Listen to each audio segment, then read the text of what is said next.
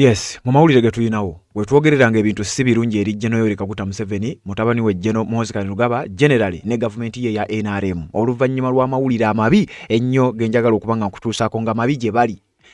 Kooti y'ensi yonna ya ICC International Criminal Court baasindise abakugu a group of experts abaatuuse edda mu kitundu kye bayita Logoforoko ekisangibwa okumpi n'ensalo ya Uganda n'eggwanga erya South Sudan ng'ekibaleese ki mujjukira omusango gwa Joseph Kony nga bagusoma mu kooti y'ensi yonna ICC.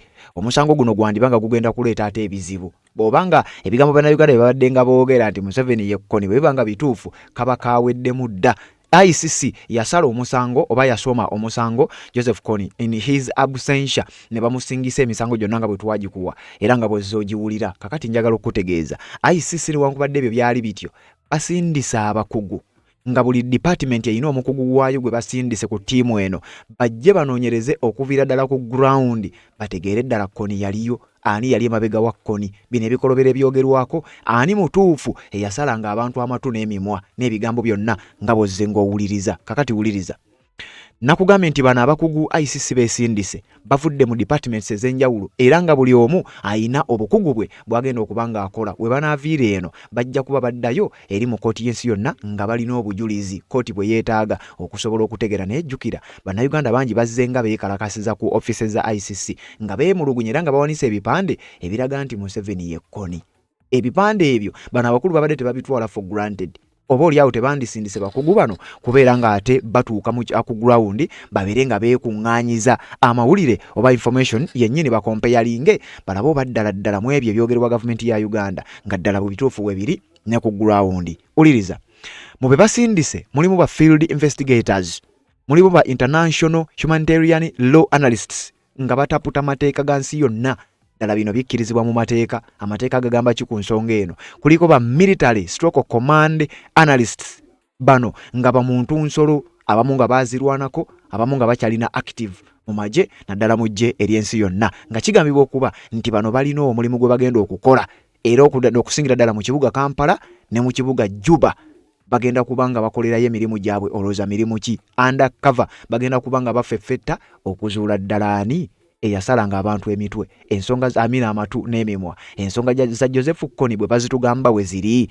Uliriza basindikiddeko protection officers language and psychosocial experts nga bano bagenda kuba bavuunula nnimi si kutuuka mu kifo ne mubawa information enkyamu bababuuza Kony yali asulawa oba yali abeera oba yasinziirangawa ng'ate mwogera ennimi ze batategeera. Baleeteddeko ba experts mu kuvuunula ennimi kumpi buli lulimi oluli ku nsi kuno bano nga bagenda kuba bataputa ebyo ba witnesses ba victims bye bagenda okubanga kwegamba bye bagenda okubanga babuuza kubanga kyentegeddeko mubajjiddeko kuliko ne ba victims abamu aboogerwako nga kooti y'ensi yonna simanyi yabafuna etya naye ng'ebalina okubeera nga bagenda kujja babeere nga nabo bannyonnyola ddala kituufu ki ekyali ku ground zino ensonga zonna ze zimu ku ezo ezoogerwako nti ze zireese abakugu oba ba experts okuva mu kooti y'ensi yonna eya International Criminal Court batuukidde mu kitundu ekimanyiddwa nga Logoforoko kisangibwa mu ggwanga la South Sudan wabula nga kiri ku border eya Uganda ne South Sudan. Kati nga zino ze zimu ku nsonga ezigenda ogenda maaso n'okuba nga ate zoogerwako nga bwe nkugambye.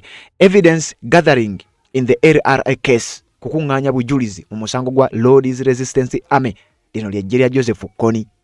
Widening the net on the UPDF civil society petitions n'ebigambo ebirala nga bw'ogenda biwulira nga mulimu ne kye bayita forensic and witness collection.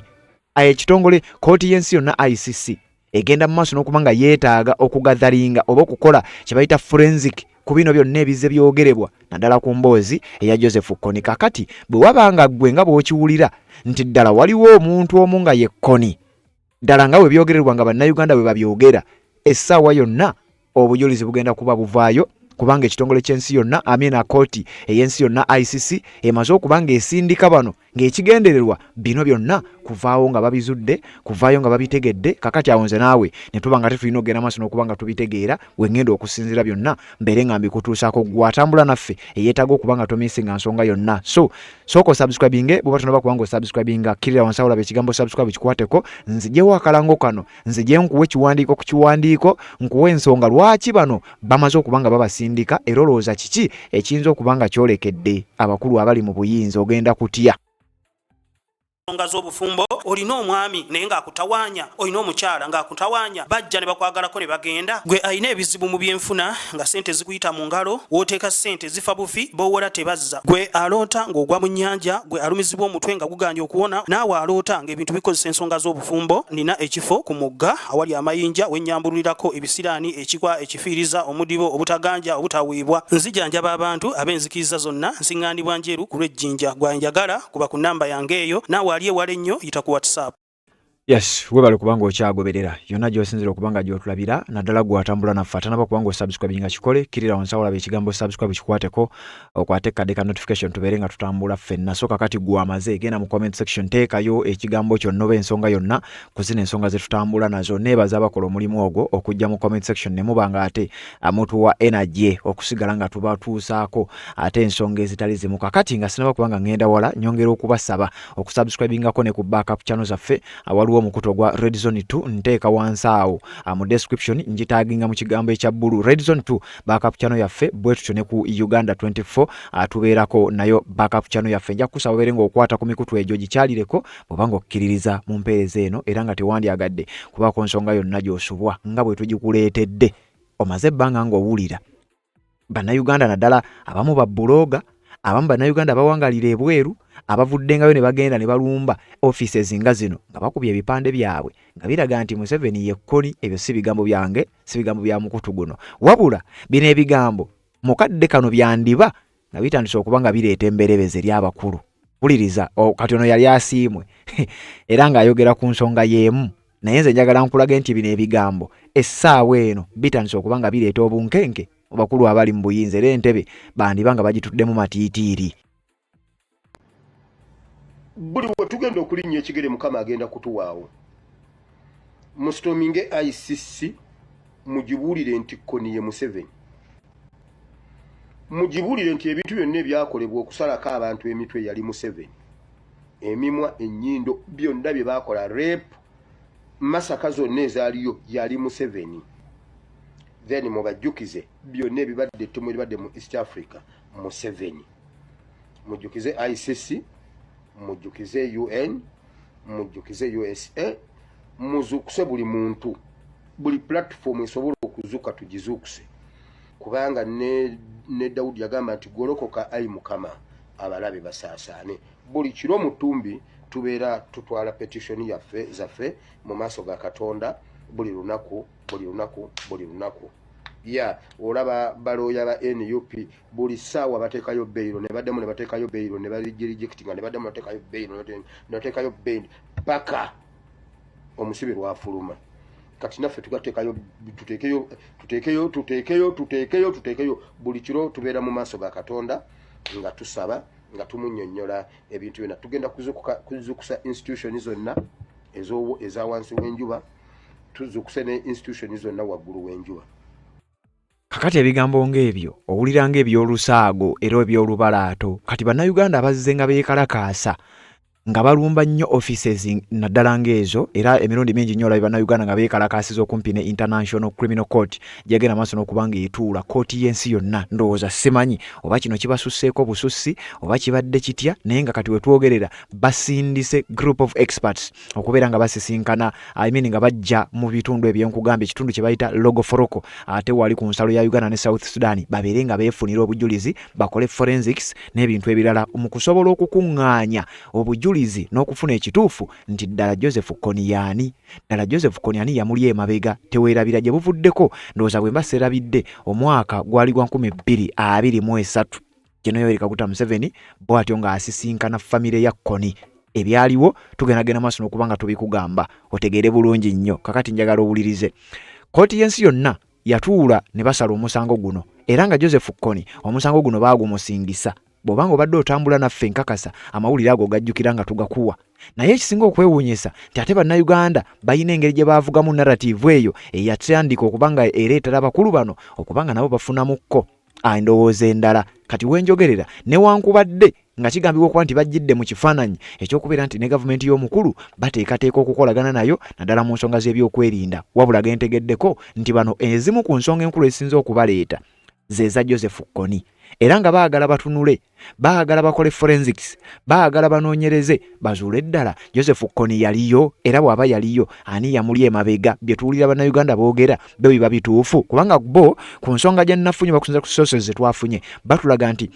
experts from the ICC visited Logoforoko, a border town between South Sudan and Uganda. Officials believe the court could reopen aspects of the Joseph Kony LRA investigation and releases possible war crimes by the UPDF forces years after the probe was closed in 2023. Kati wano wenjagala tutandikire bano ba group of experts be basindise be baani era bavuddemu offices ki. Uliriza, International Criminal Court experts arrived in Logoforoko in the South Sudan-Ugandan border. This is highly sensitive development centers around the continuing investigations into regional war crimes and the shifting geopolitical alliances. Kano kawulirize nnyo. Continuing investigations into regional war crimes and the shifting geopolitical alliances. OTNC yonna ezimu ku nsonga lwaki basindisa abakulu bano si kunoonyereza kyekyokka, wabula nti basindise mu kifo ekiri sensitive ekirimu kye bagamba bagenda kukola investigations ewali kye bayita regional war crimes, emisango egizze gikolebwa mu ntalo eziri mu region eno. Jukira olutalo lwa LRA lwe lumu kukulembedde ku nsonga eno, waliyo n'olwa M23 Sima ADF ebiri mu ggwanga erya DRC nabyo byogeddwako naye ng'eyo si emboozi ejja kuba ya lulala. Kakati ekisembyeyo shifting geopolitical alliances agamu ku mawanga ge babadde bakolagana nago wandibaawo okushiftinga ne baba nga tebakyakolagana nago oba olyawo ku nsonga ez'enjawulo ze bayinza okuba nga bajja kutuwa mu kiwandiiko kino kye tugendamu. Lwaki bazze? Evidence gathering in the LRA case. The primary reason for the ICC team's visit is to gather remaining evidence concerning the Lord's Resistance Army case.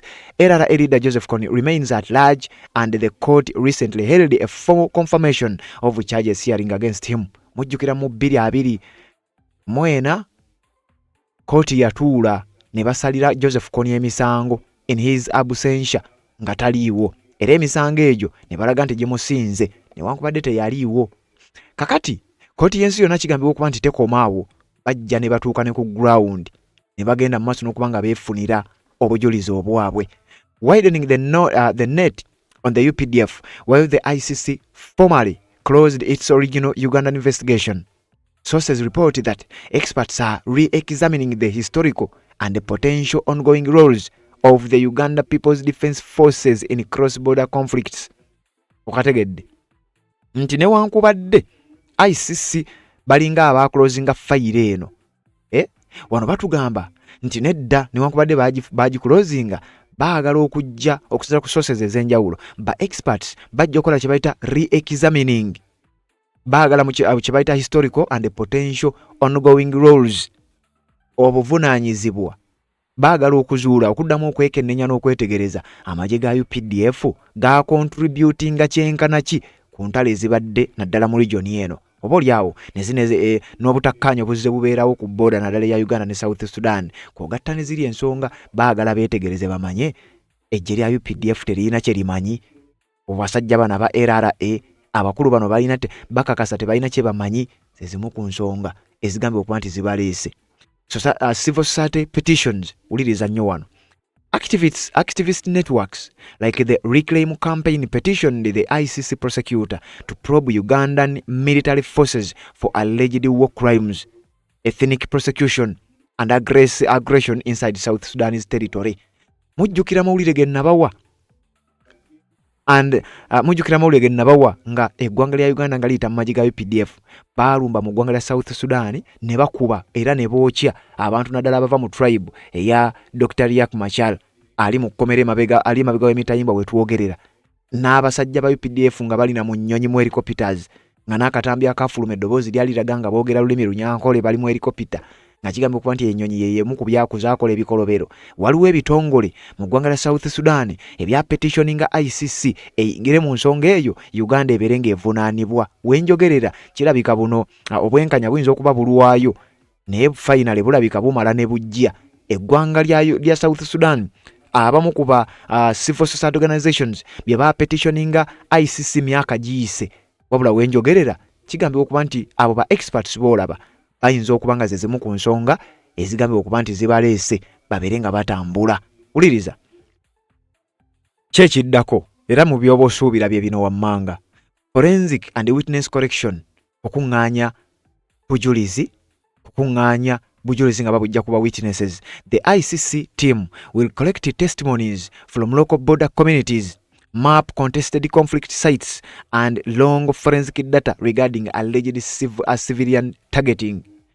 Okategedde wawulira amawulire nti Kony asalako abantu emimwa simanya n'amatu nti simanya asalako abantu ennyindo emimwa n'ebirala nga w'obijjukira. Kati bano abakulu aba experts okuva mu ICC mbo baagala bajje bamanye okutagetinga ba civilian kuno waliko Joseph Kony yekka oba ensonga eno waliwo n'abalala abagirimu. Kati kigambibwa nti bano bazze bakole investigations banoonyereze okuva mu bantu abo bennyini ba victims ba survivors bagende maaso n'okuba nga be babannyonnyola okusinga bwe banaatambulira ku reports ezogenda maaso n'okuba nga bwogerebwa. ICC yatuuse dda ku ground yonaawulira. Wuliriza potential judicial warrants. If the ICC Office of the Prosecutor finds sufficient grounds connecting commanders to the atrocities, the prosecutor may request formal judicial authorization to issue new high-level arrest warrants. Uliriza bannayuganda babadde nga beekalakaasa abagamba ebigambo eby'enjawulo bandibanga mukadde kano mutandise okuba nga muwulira nakugambye obwenkanya buyinza okulwayo naye finally bumala ne bujja.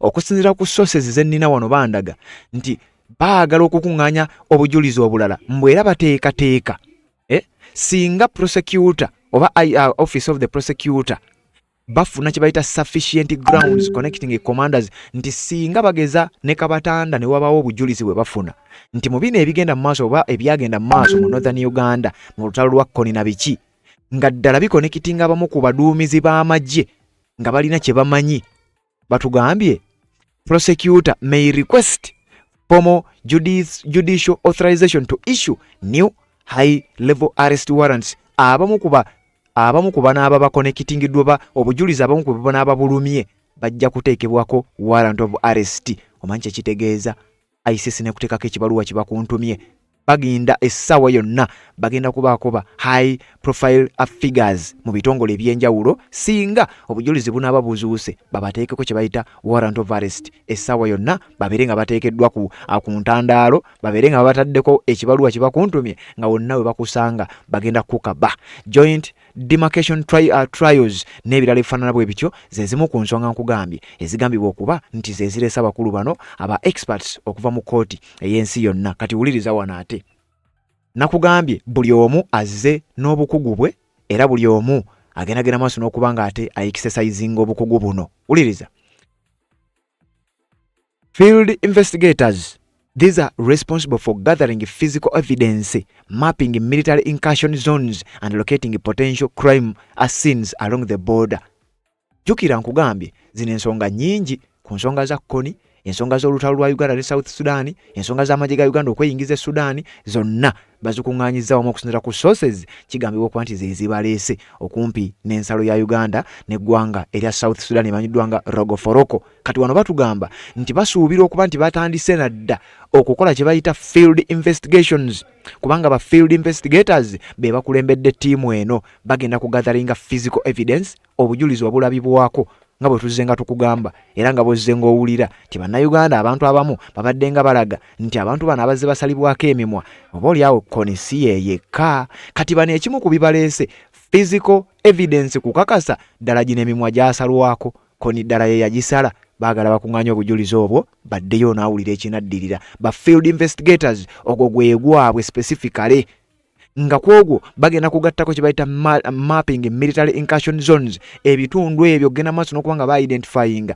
nti ddala ebikolobero bino byali mu kitundu bwe kiti bagende maaso n'okuba nga babiteekawo babidimarketinge bigende mu likodi naye singa wabaayo omukungu yenna obujulizi ne bumuluma kigambibwa okuba nti oyo aba agenda maaso n'okuba nga akafiiringa essaawa yonna oba ojja kuwulira warrant of arrest. Oliriza Kuliko ba international humanitarian law analysts. These are experts who evaluate whether military actions such as the alleged UPDF aerial bombardments or chemical weapon use reportedly by the Reclaim campaign legally constitute war crimes or crimes against humanity. Nakugamba Uganda tebiwona kino ekijja si muntu. Mu kiwandiiko wano batugamba nti ku bakulu bano abazze kuliko ba international humanitarian law analyst bano bazze kutaputa nsonga z'amateeka. ICC esindise departments ez'enjawulo bagenda kwevaluatinga, bagenda kwetegereza ebintu ebizze bikolebwa military actions ez'enjawulo ezizze zikolebwa zigwe mu category ki mu misango gye bagenda okusala, zigende mu war crimes oba baziteeke mu crimes against humanity. Nga actions kinga ezo eza amagye ga Uganda okusitula ennyonyi ne bagende South Sudan ne bookya abantu baayo, ennyonyi ezo muzijjukira ebyaliwo byonna. Kati wano kigambibwa okuba nti eggwanga erya South Sudan lirinamu abakugu abagenda maaso n'okuba nga bapetitioninga ekitongole ky'ensi kooti y'ensi yonna ebeerenga kino ekikola. Kati finally bazze balabe ekyo Uganda kye yakola okulumba South Sudan ne bookya bannansi nga bwe nakuwa mawulire kigwa mu category ki ey'omusango war crimes oba crimes against humanity. Kitegeeza essaawa yonna ekijja si muntu. Kuliko ba military stroke command analysts, ano no baba ba muntu nsolo omu baba bannazirwanako abalanga bakyali active. These are experts and officials who map out military chains of command to determine whether high-ranking commanders in Kampala or Juba knew about, ordered, failed to prevent civilian atrocities. Ulirizawo nnyo wano we wali ensonga. Bano ba military analysts beekibaleese kwetegereza chains of command okulaba oba ddala ba high ranking commanders mu magye ga UPDF oba ag'eggwanga erya South Sudan baali bamanyi ku kkoni bye yakola oba baali bamanyi ku bikolebere byakolebwa. Bwe kizuulibwa nga baali babimanyiiko ne kizuulibwa nga baali be baodalinga bye banga be bakomandinga ng'ebyo. Bwe kizuulibwa nti baamanya oba oliawo ne balemererwa okutaasa abantu ba bulijjo okola nga batuusibwako obulabe, kigambibwa okuba bagenda kugenda maaso n'okuba nga bafeesinga akaseera ak'akazigizigi.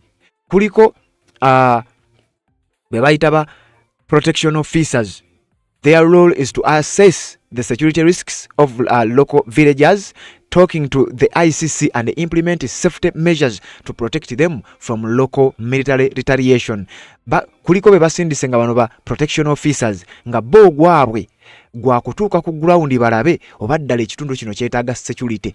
Nti kati mwe muntu gamba nti mu deployinza amagye mukuuma mirembe naye ng'ate luli temwasobola kukikola, twagala twetegereza oba ddala ebigendererwa byammwe byebyo. Bwe bizuulibwa nga si byebbyo nga n'abantu b'omu eyo area beetaaga obukuumi, ICC bano abakulu ba protection officers bo gwabwe gwa kuzuula ekyo, then batwale information mu ICC eri bakama baabwe bategeeze nti ekifo kino tukiwe security nga si amagye ga Uganda, si amagye ga South Sudan, tukiwe security, kale tuddemu tulabe ekintu kyonna ekiyinza okukolebwa. Language and psycho-social experts. These are professionals trained in handling traumatized war survivors. They often include experts fluent in regional dialects like Acholi to ensure precise communication. Kuliko bana abavunula ennimi, abakugu mu nnimi, ekyewuunyisa kuliko n'abamanyi ennimi eziri wano mu Uganda. Nga bwe kiri nti mu bitundu ebyo basinga okwogera nnyo lulimi Lukyoli, kigambibwa okuba nti kuliko abagenda okujja nga boogera ennimi ezo onaawulira. Bano bagenda kuba babudaabuda okukansolinga n'okuzza emitima gy'abano ba survivors okugenda maaso n'okuba nga bababuulirira n'ebintu ebirala bifaanana bwe bityo, naye nga bagenda kumakinga sure nti boogera mu lulimi lwabwe. Kitegeeza ICC baategeka dda abantu bano nti balina okuba nga babaawo mu kitongole kyabwe. Corporation officers. While investigators look for evidence, these officials interface directly with the regional local authorities, state border committees, and security detachments to ensure the physical transit and the safety of the ICC during their field operations. Kati bano ba corporation officers bo be basooka okujja nga bano tebannajja. Nkugambye group of experts mu buli department gye nkusomedde abasindikiddwa bakugu mu yo. Kati bano corporation officers bagenda kwengeejinga abakulembeze b'ebitundu, batandika okwetegereza, batandika okwogerezeganya n'abantu, oba oliawo tiimu y'abasajja bano okuva mu ICC bamaking sure nti bali seefu, tewaliwo nnyombeera yonna egenda kubeera ng'ebatuukako, naye nga mu byonna baagala kumanya bino ebikolobero ebyakolebwa omukulu gwe bagamba nti Joseph Kony babimanyiiko oba tebabimanyiiko. Waliwo amawulire ge twakuwa nga General Kaguta Museveni asisinkanye famire ya Kony. Ono nno waaliwo ebibuuzo bingi nnyo, abantu nga beebuuza lwaki agisisinkanye, ekikugisinkana kitegeeza ki? Kati njagala owulirize bulungi ekiwandiiko kino nga bwe kigamba, nga batugamba President Yoweri Kaguta Museveni on Friday, August 25th, 2023 met the family of the LRA leader at State House Entebbe, led by Brigadier Ali Saalongo Kony, who is the son of Joseph Kony. Nga 25 Ogw'omunaana 2023 General Kaguta Museveni mu State House Entebbe yasisinkana abooluganda ba Joseph Kony nga kuliko Ali Saalongo Kony, ono nno nga mutabani wa Joseph Kony. Ali Kony, who came along with his mother, children and his father's uncle, Kony Otim Thomas, expressed gratitude to General Yoweri Kaguta Museveni for welcoming them back home to reunite with their community, and said they are ready to become productive citizens. Mutabani wa Kony yeebaza General Yoweri Kaguta Museveni n'amulaga okusiima kwe ng'ali wamu ne taata omuto owa Joseph Kony amanyiddwa nga Kony Otim Thomas nti baasanyukira nnyo General Kaguta Museveni okubeera nga yali abaaniriza ne baddemu babeere bannayuganda abaddala abali productive. The chief of Pageya Chiefdom, Ruot Yusuf Okwanga Adeke III, also thanked President Museveni for the current peace prevailing in the northern Uganda that has enabled them and their people to return back home. Mbo naona akulira obwakabaka bwenu. Chief of Pageya Chiefdom, waliyo obwakabaka bwe bayita Pageya, bamuyita Ruot Yusuf Okwanga Adeke wokusatu, nti naye yeebaza General Kaguta Museveni mbu yeebale oba oli awo mbu n'okuleeta emirembe mu kitundu ekyo mbu egyasobozesezza oba egyasobozesa abantu baabwe bali badduka olutalo ebya Kony biki babeere nga bajja basetolinge bulungi nnyo mu ggwanga erya Uganda. Bino byabadde bigambo byali bigambo ebyafulumira mu kiwandiiko kyennyini ekyafulumira ku website ya State House ya Uganda, nga gavumenti eno yagenze mu maaso n'okuba nga esisinkana abakulu okuva mu famire ya Joseph Kony, bagende maaso n'okuba nga ensonga ze boogerezeganyaako nga nze naawe tetuzimanyi. Kati nkuzzaayo emabega bano ba group of experts, bino bye bimu ku bye baagala okunoonyereza, baagala kumanya omukulu ono bino abimanyiiko, alina kyabimanyiiko oba tabiriimu.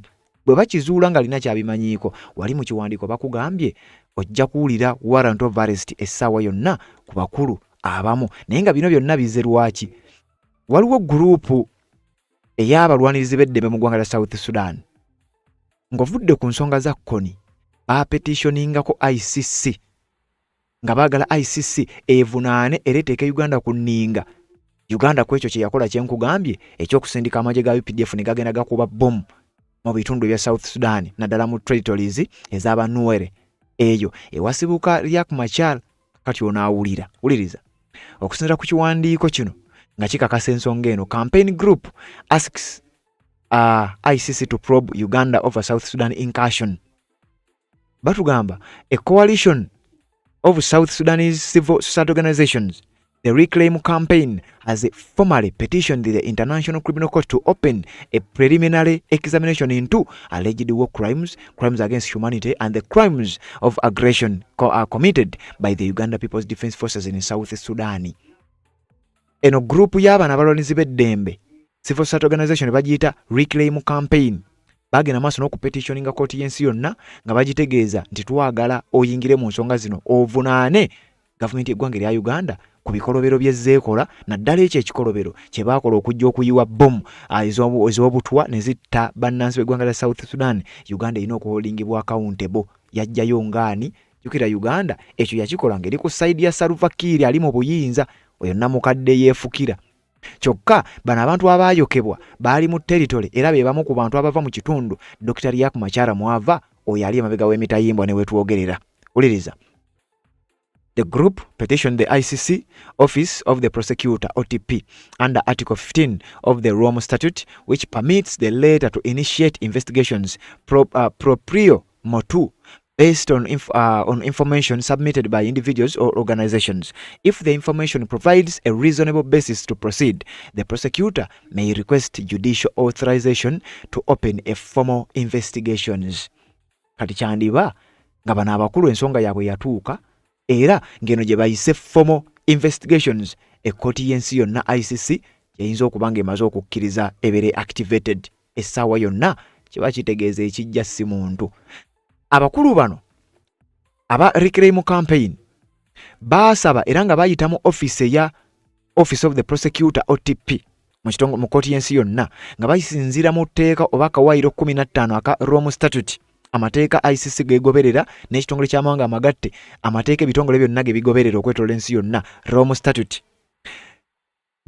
Kugamba etteeka lino likkiriza ebbaluwa ebeera evudde kati efaanana bw'eti ebeere nga initiating kye bayita investigations proprio motu okusinziira ku information ebeera esubmitingiddwa omuntu omu, abantu abamu, egrupu y'abantu oba civil society organization. Nti si etteeka ligamba singa abantu basubmitinga petition yaabwe ne weesanga nga petition eyo mulimu information egwanidde, gwe kkooti y'ensi yonna, Office of the Prosecutor okkirizibwa okusanctioninga kye bayita formal investigations owe kye bayita judicial authorization eri group of experts bakole investigations eziri formal, then bakuŋŋaanya obujulizi tulabe ddala bano aba petitioning ensonga yaabwe oba ddala yeegwanidde okubeera nga eweebwa obudde. Kati kino kye kirinza okuba nga kye kitandise mu kadde kano, awo olina by'oba togenda kwagala kuwulira naddala ggwe akkiriza mu gavumenti eriko. The submission at documents UPDF's March 2025 incursion into South Sudan, during which indiscriminate aerial bombardments, use of chemical incendiary weapons, and targeted systematic and indiscriminate attacks on the newer civilian populations were reported. Mu petition yaabwe document eno bagiteekayo mu Gwokusatu 2025 era nga bagamba nti ebiseera ebyo gavumenti ya Uganda bwe yayingirira mu ggwanga lya South Sudan mu bye yagenda okukola bye yagenda mu maaso n'okukola kwaliko kye bayise indiscriminate aerial bombardments, bomu ze baasiba ku nnyonyi ne bagenda maaso n'okuba nga bazisuula ku bantu ba bulijjo. Use of chemical incendiary weapons, okwekozesa bomu ezo kigambibwa okuba nti ezimu zaalina zaabutwa zaali za chemicals ezitakkirizibwa. Jukira mu mawulire ge nnakuwa kigambibwa nti ezo chemicals ezaakozesebwa mu bomu ezo ezaayo abantu be South Sudan kigambibwa nti mu mateeka tezikyakkirizibwa kukozesebwa mu lutalo lwonna. Kyokka ate bano baagenda ne bazikuba ku bantu ba bulijjo ne basobola ogenda maaso n'okuba nga baasaanyaawo be baasaanyaawo, kakati okalyadda kaddadda ebintu birabika nga bikomyewo.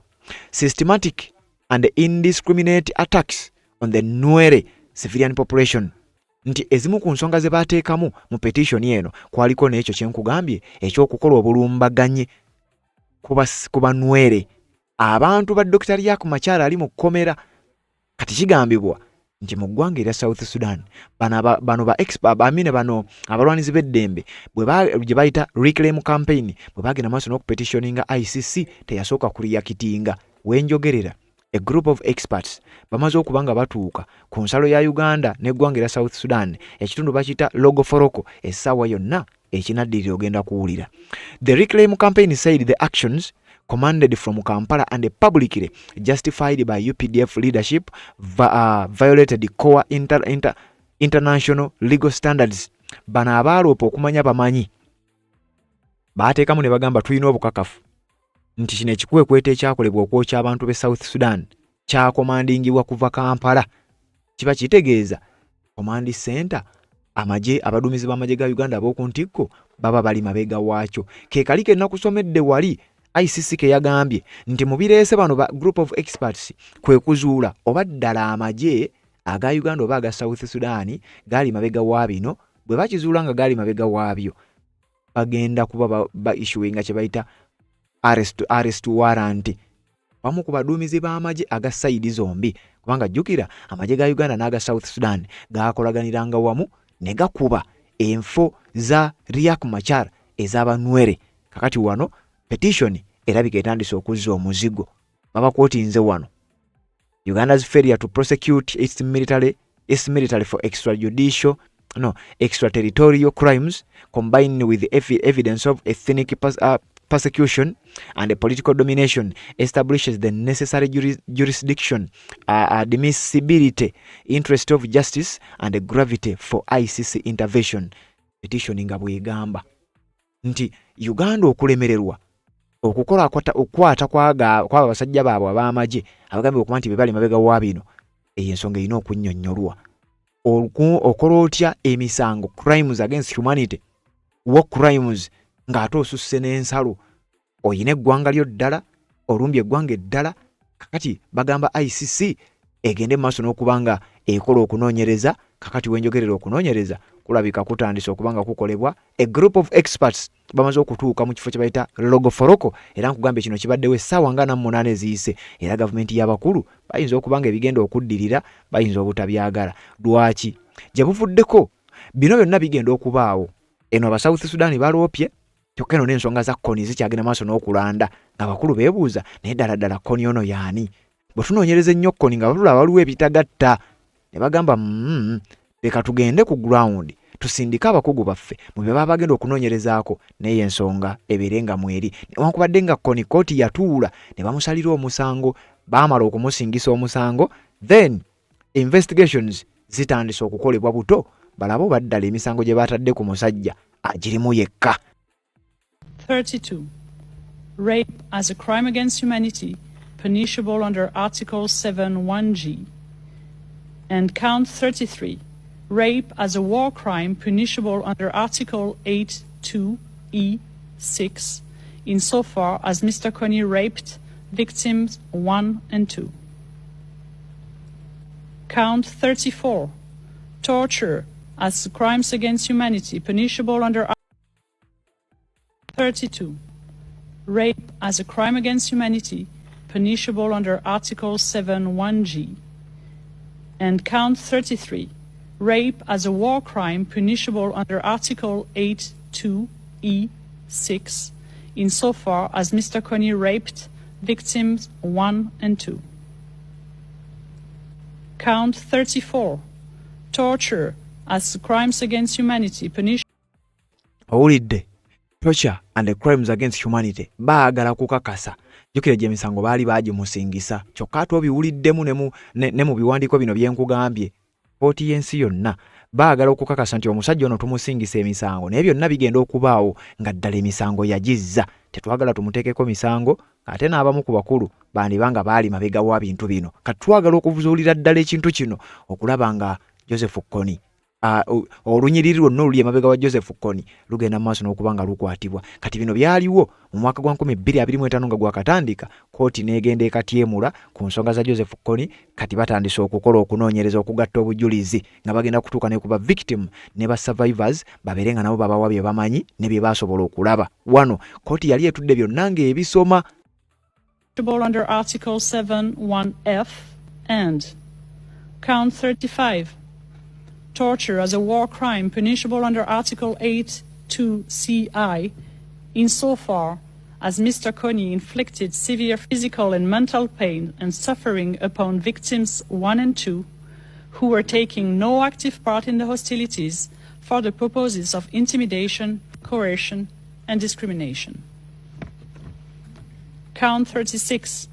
Sexual slavery as a war crime, punishable under Article 8(2)(e)(6), insofar as Mr. Kony exercised powers attaching to the right of ownership over victims 1 and 2, causing them to engage in acts of sexual nature.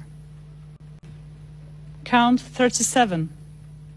Forced pregnancy as a crime against humanity, punishable under Article 7(1)(g), and count 38.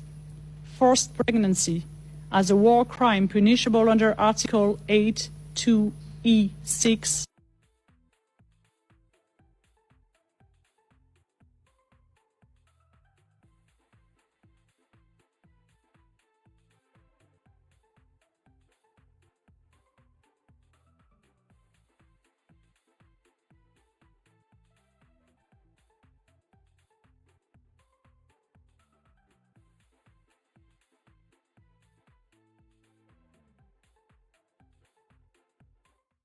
ensonga z'obufumbo olina omwami naye ng'akutawanya olina omukyala ng'akutawanya bajja ne bakwagalako ne bagenda gwe alina ebizibu mu byenfuna nga sente zikuyita mu ngalo w'oteeka sente zifa bufi b'owola tebazza gwe aloota ng'ogwa mu nnyanja gwe alumizibwa omutwe nga guganye okuwona naawe aloota ng'ebintu bikozesa ensonga z'obufumbo nina ekifo ku mugga awali amayinja wennyambulirako ebisiraani ekikwa ekifiiriza omudibo obutaganja obutaweebwa nzijanjaba abantu ab'enzikiriza zonna nsiŋŋaanibwa njeru ku lw'ejjinja gwanjagala kuba ku nnamba yange eyo naawe ali ewala ennyo yita ku WhatsApp.